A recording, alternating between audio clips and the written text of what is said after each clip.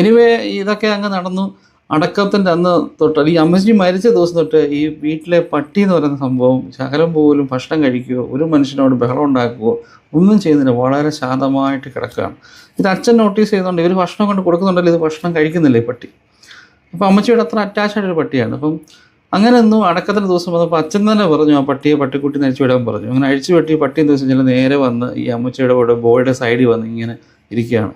പട്ടി കരയാണ്. അച്ഛൻ പറയാണ് ഭയങ്കരമായിട്ടിരുന്ന് പട്ടി കരയാണ്. എനിക്കത് അതിശയമായിരുന്നു. പട്ടി കരയുന്നതൊക്കെ ഞാൻ കേട്ടിട്ടുണ്ടെന്ന് വെച്ചാലും അങ്ങനെ പട്ടി കരയുമോ? പട്ടി കരയും. പട്ടി കരഞ്ഞുകൊണ്ടിരിക്കുകയാണ്. അങ്ങനെ അടക്കം കഴിഞ്ഞ് ഇവർ പോയി കഴിഞ്ഞപ്പം ഈ മക്കൾക്കൊരു കൺഫ്യൂഷൻ. ഈ പട്ടിയെ എന്ത് ചെയ്യും? പട്ടി ആരെ ഏൽപ്പിക്കും? അല്ലെങ്കിൽ എങ്ങനെ ഇപ്പം വീടിനൊരു കാവൽ വേണം, പക്ഷേ ഈ പട്ടിക്ക് ആര് ഭക്ഷണം കൊടുക്കും?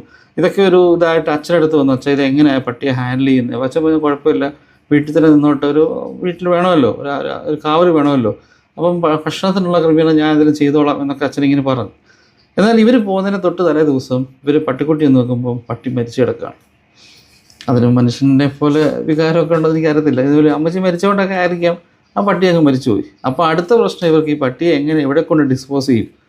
അപ്പോൾ അച്ഛനെ വീണ്ടും വിളിച്ചു. അച്ഛാ ഇതിങ്ങനെ പട്ടി മരിച്ചുപോയി, എന്ത് ചെയ്യും? അത് ഞങ്ങൾ ഇന്ന് രാത്രി പോവാണ്, ഇങ്ങനെ വന്നല്ലോ, പ്രശ്നമല്ലോ. അച്ഛൻ പറഞ്ഞു ഒന്നുകൊണ്ടും വിഷമിക്കേണ്ട, നിങ്ങളുടെ അമ്മച്ചി മരിക്കുന്നതിന് മുമ്പ് എന്നെ പറഞ്ഞിട്ടുണ്ടായിരുന്നു ഈ പട്ടിക്ക് എന്തെങ്കിലും പറ്റിപ്പോയാൽ, അമ്മച്ചി ഇല്ലാത്ത അവസ്ഥയിൽ ഈ പട്ടിക്ക് എന്തെങ്കിലും പറ്റിപ്പോയാൽ ഈ പട്ടി എന്ത് ചെയ്യണം, എവിടെ അടക്കണം, അതിന് വേണ്ട പൈസ ഉൾപ്പെടെ അമ്മച്ചി എനിക്ക് തന്നിട്ടുണ്ട്. ഈവൻ ഒരു പക്ഷേ അമ്മച്ചി മരിച്ചു പോയി പട്ടി ജീവിച്ചിരിക്കുകയാണെങ്കിൽ അതിന് ഭക്ഷണം കൊടുക്കാനായിട്ടൊക്കെ ഉള്ള ചിലവിന് പോലുള്ള കാശ് അമ്മച്ചി നേരത്തെ എനിക്ക് തന്നിട്ടുണ്ടായിരുന്നു എന്ന് അച്ഛൻ പറഞ്ഞു. ഞാൻ നോക്കിയാൽ അമ്മച്ചിയുടെ ആ ഒരു ദീർഘവീക്ഷണം നോക്കിക്കണം. മക്കൾ ഭയങ്കര ഹാപ്പിയായി.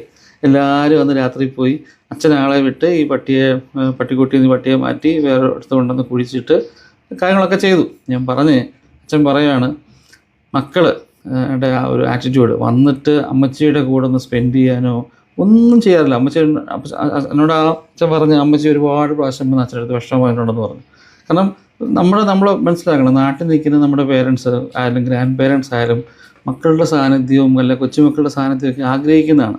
നിങ്ങൾ 30 ദിവസത്തേക്ക് നാട്ടിലേക്ക് പോകുമ്പോൾ കുറച്ച് ദിവസമൊക്കെ എങ്കിലും അവരുടെ കൂടെ കഴിയാൻ പെടണം. വീട്ടിലുണ്ട് എന്ന് പറഞ്ഞിട്ടല്ല കാര്യമുണ്ട്, അവരുടെ കൂടെ ഇരുന്ന് അവരോട് കുറേ നേരം സംസാരിച്ച് അവരുടെ കൂടെ കാര്യങ്ങളൊക്കെ സംസാരിച്ച് എന്താ പറയുക, അങ്ങനെയാണ്. അതാകുമ്പോഴാണ് അവർക്കൊരു ആഗ്രഹം വരുന്നത്. കാരണം ചെറുപ്പത്തിൽ നമ്മളെ ഇട്ടിട്ട് അവരെങ്ങും പോയിട്ടൊന്നുമില്ല, നമ്മളെ കൂടെ നടന്ന് നമ്മളിങ്ങനെ പൊന്നുപോലെ നോക്കിക്കൊണ്ട് നടന്നതാണ്. വളർന്നു വന്നു കഴിയുമ്പോഴും ഇത് തിരിച്ചു കൊടുക്കുക എന്നുള്ളത് നമ്മുടെ ബാധ്യത മാത്രമല്ല, ഉത്തരവാദിത്വം കൂടെയാണ്. Thank you.